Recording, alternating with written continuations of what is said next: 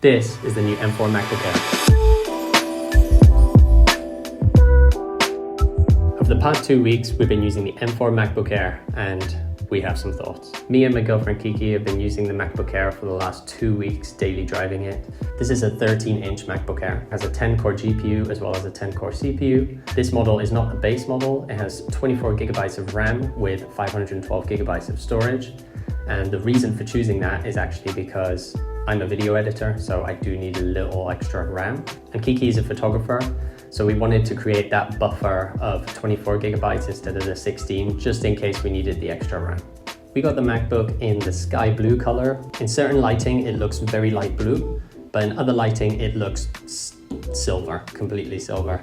I have it here compared to the Apple TV remote, which is silver, and you can see the different color and that very light blue hue on the MacBook Air. Here is the laptop compared to the AirPods Max, the first generation AirPods Max. A similar blue hue, but as I said before, in certain lighting, you don't see the blue at all. It just looks completely silver. The blue is a nice, refreshing color to be added into the MacBook Air lineup.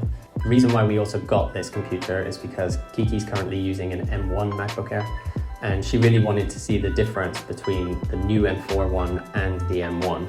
And that's the reason why we also spec'd it out a little more than the base model, just to show a difference compared to her 8 gigabytes of RAM to the 24 gigabytes of RAM. First, we're going to look at the positives of the MacBook, especially from Kiki's side.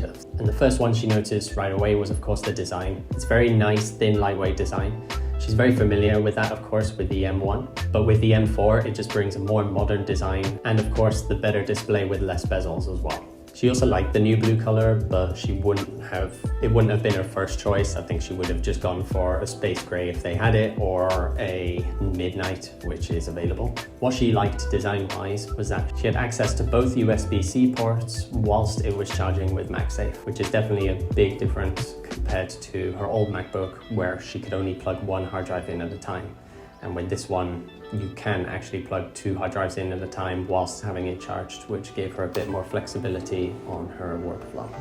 The speed of the device on the day-to-day use she didn't notice as much, as the M1 is already quite fast and can open apps quite fast. So the M4 didn't really seem like a big difference to her, especially in the day-to-day usage of Mail, Safari, and other more basic apps. Where she really got to notice the speed was in Lightroom, for example, or Photoshop, where adding effects were just a lot faster, and especially the AI tools were a lot quicker, such as the denoising function in Lightroom, which was way faster than she's used to on her older MacBook Air. Compared to her old laptop, whenever she exported, it would take minutes. It would take a long time for her to export the whole project.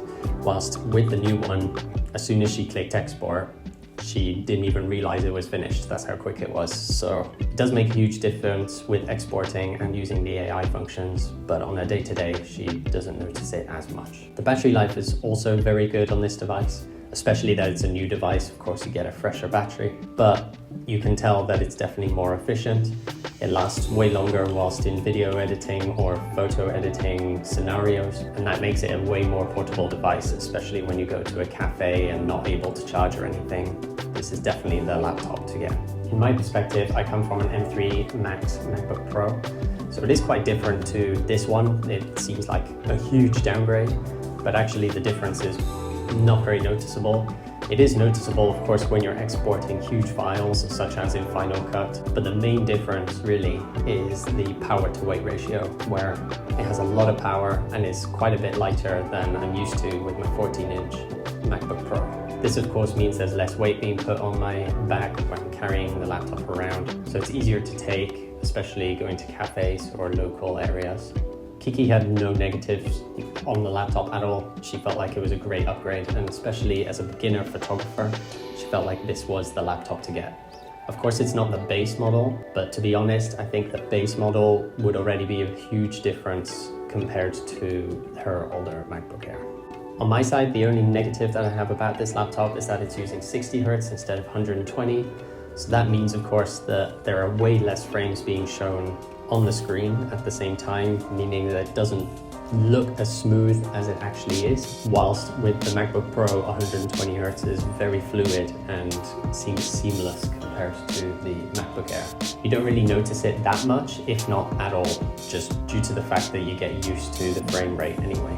It's not much of a negative, but it's it's just a nitpick really. What I've also been missing on the MacBook Air is definitely more ports. Of course, I'm used to 3 USB-C ports, 1 on the right side, 2 on the left side, which can make a big difference to either me charging or me knowing where I would like to put an external hard drive.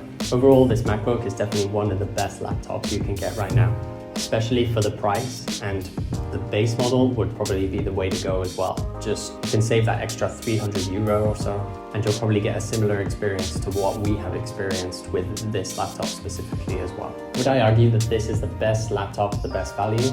I would say yes. Easily blow through Word documents, emailing, using Safari or a different web browser with ease. The value that you get from this and the performance that you get with the portability as well is just a no-brainer. I think anyone that's either starting a photography business, a video editing business, or even becoming a YouTuber like me, just starting my journey, I think this is the best entry-level laptop you can get. If you don't have a creative function like a videographer or a photographer, then I think this laptop is still one of the best ones you can get, just because of how fast it is, and it will last you for a long time to come. Thank you very much for watching my review. If you like the video, just give it a thumbs up and comment down below if you have any comments about the new MacBook Air.